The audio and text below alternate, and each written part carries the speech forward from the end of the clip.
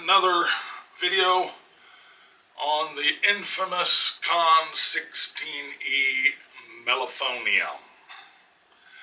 If you are not familiar with this particular instrument, I highly recommend you watch Trent Hamilton's excellent introductory video where he discusses this horn.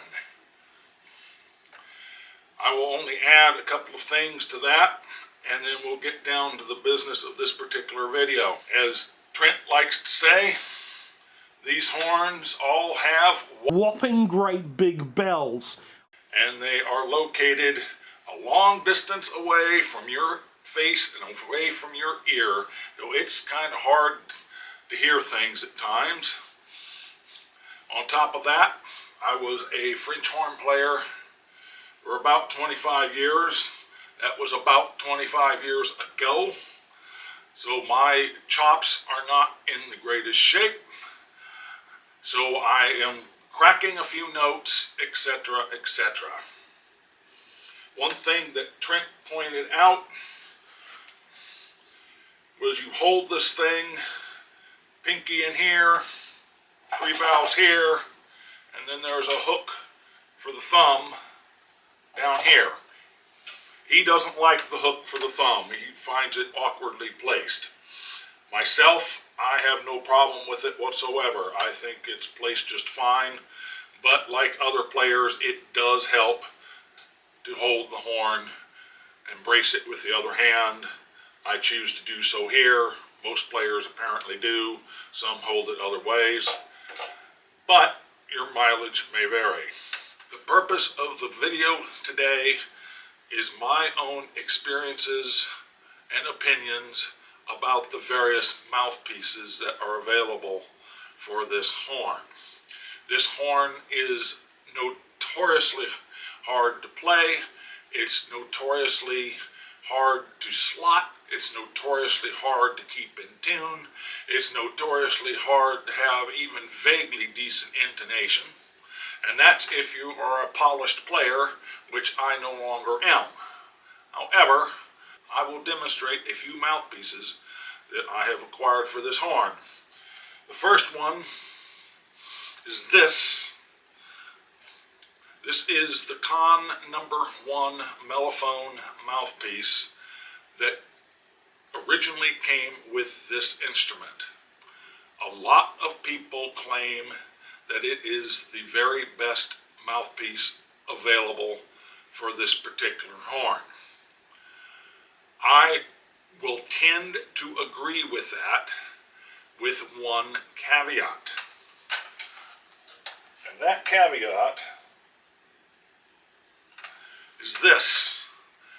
This is the Legends Scodewell Mellophone mouthpiece. It was created at the behest of a fellow by the name of Tony Scodewell.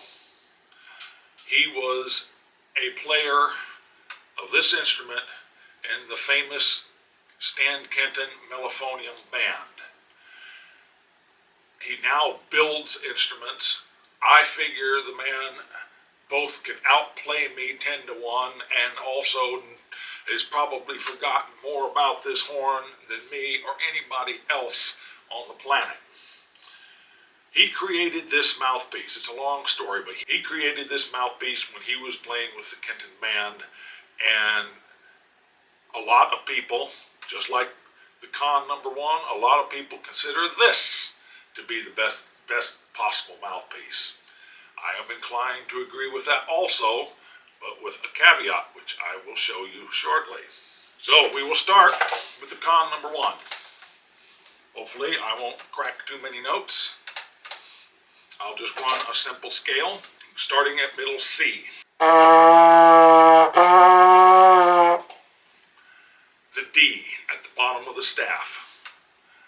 There is no mouthpiece for this horn that plays that D the way I want it to play. It does not feel right. Some mouthpieces are better at playing that D than others. This mouthpiece is probably the best at playing that D. To continue, or to start over. I'm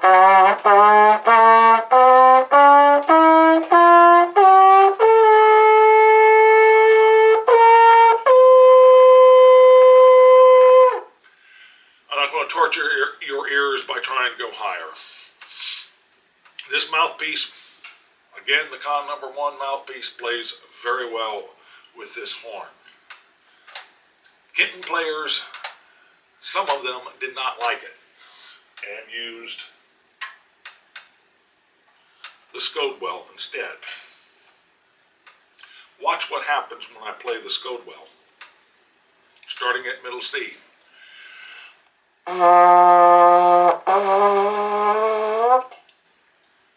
That mouthpiece, this mouthpiece, the Scodewell, just cannot play the D below the staff on this horn with my lip in my hands. Maybe the Scodewell players and Tony himself could do better. Wouldn't surprise me in the slightest. But I cannot make this D sound worth a darn. But, to continue. They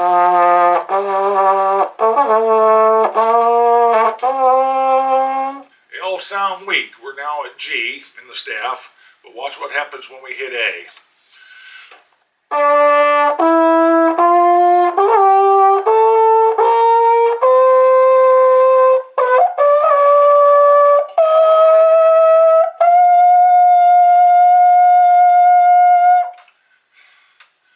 Not particularly knowledgeable about Stan Kenton's music. It's not my thing. I'm more of a classical player. But I suspect, and what I've been able to do with a little bit of analysis, is it does seem to me that the Kenton players played the horn and the higher registers at and above A in the staff. In any event, starting at A in the staff, nothing can touch this mouthpiece. It's fabulous. G and below, it absolutely sucks for me.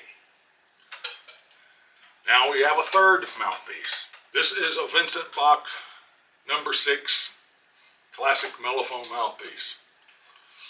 I use it with my 1911 circular Mellophone, and it is fabulous. On this horn, it's a little varied. Let's see what it does.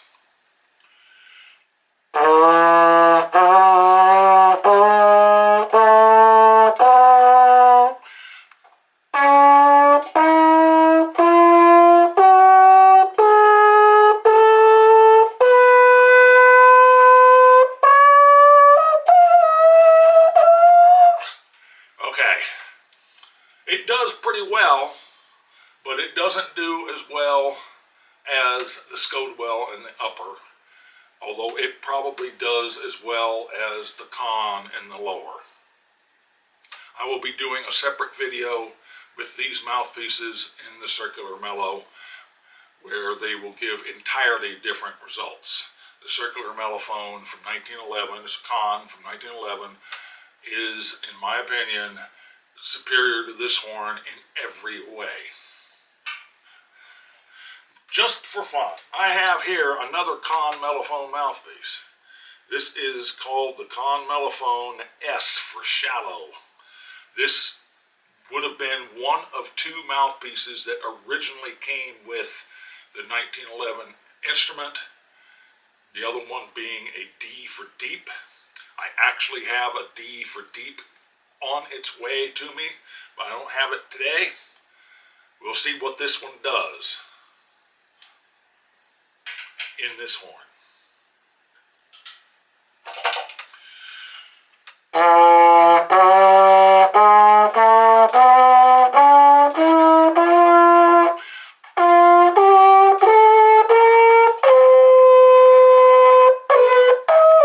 Okay, forget going A and above up there.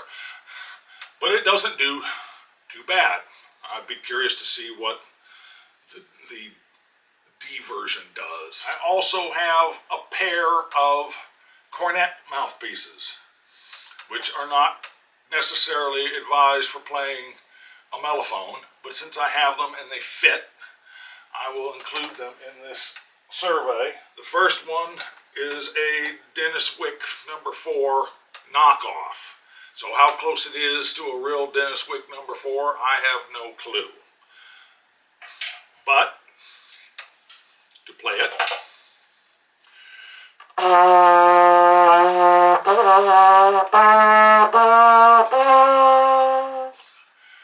doesn't like the lower register. Sounds real weak and watery. That D in particular is bad. Continuing with A.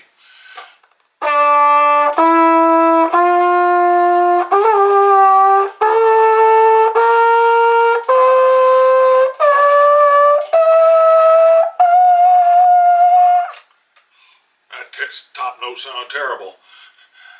But it doesn't do half bad, and is fairly similar in response, although not as good, as the Scodewell Mellophone mouthpiece. Lastly, I have a 7C, presumably a standard 7C, it's a knockoff called a Legend. Not to be confused with Legends, plural, the maker of the Scodewell mouthpiece.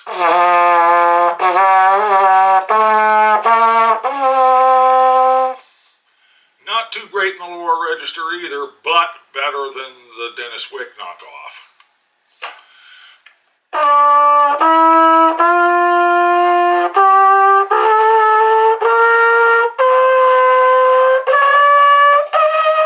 Okay, give up on B. The slotting starts to fall apart up that high with this thing. Okay, the E flat crook is now in, and the valve slides have been adjusted. I am using the exact same measurements for this horn as I do for the 1911 instrument, where the various keys that instrument supports, there are actually markings on the valve slides. I don't know why they didn't put markings on this horn for it, but they didn't. So if I have these measurements on my website to the nearest 32nd of an inch, I think it is, it's ready to play. I'll run through the same thing, and the results really aren't that much different. This is the Conn number 1, starting at middle C.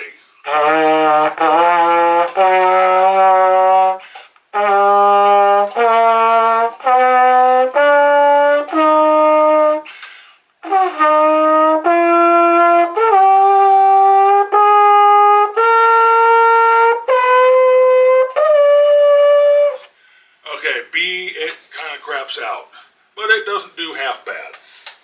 Now switching to the Scodewell. It doesn't even want to play that low.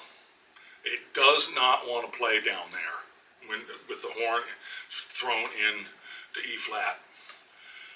If I put any support into it, I lose it.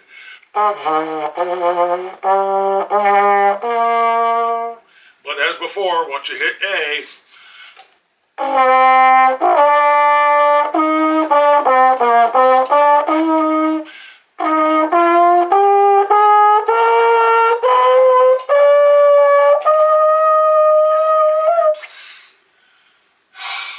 yeah, and the Bach number 6.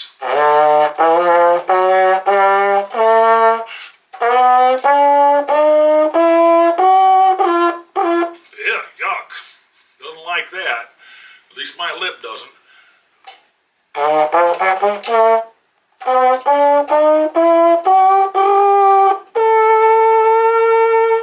going any higher with this one. The antique Conn Mellophone Shallow Cup, which is fine down low, as you would expect.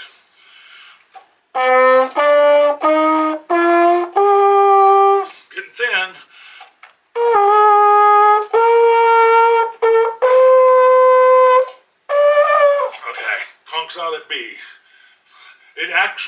because this mouthpiece actually does a little bit better than the Bach number 6 Mellophone mouthpiece across the whole range, up high especially, which is not bad. But that's about all I have to say. Thank you for joining me with this and listening to my substandard playing.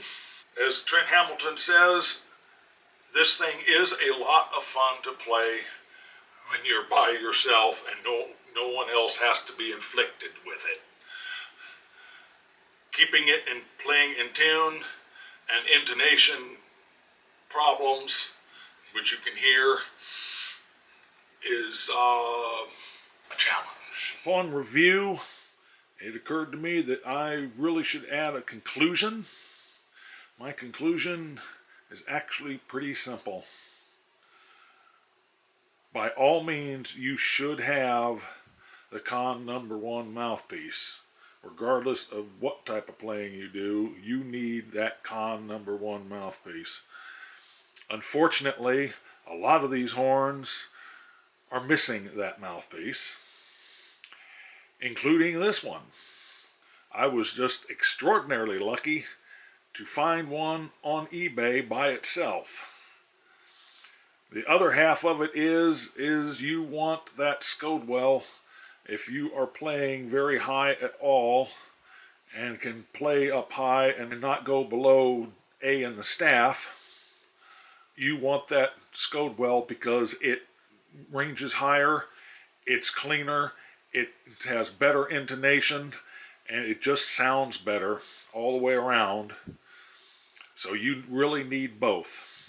And this horn case was actually modified so that I could put both mouthpieces into the case. That is all. God us bless.